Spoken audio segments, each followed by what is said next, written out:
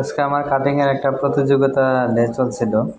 তো আসলে কাটিংয়ে ওয়ার্কারগুলি যখন কাজ করে পরে যখন কাজ না করে তারা খুবই ফাঁকি মারে।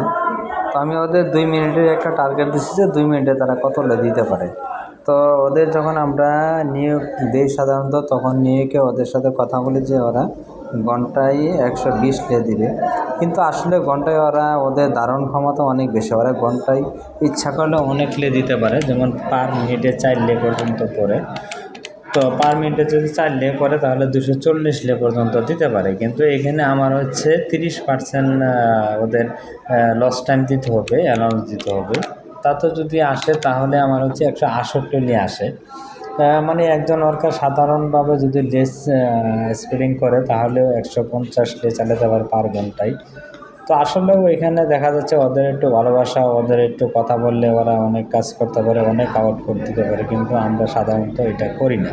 আমরা কী করি, আমরা অনেক সময় ওদের গালাগাল পারি, অনেক সময় ওদের বকাবাজ্য করি, অনেক সময় দেখা যায় বিভিন্ন প্রেশার ক্রিয়েট করি। তাতে দেখা যায় আলটিমেটলি আমাদের প্রোডাক্টিভিটি কমে যায় বা ওদের যে কাজের স্পিড সেটাও কমে যায়।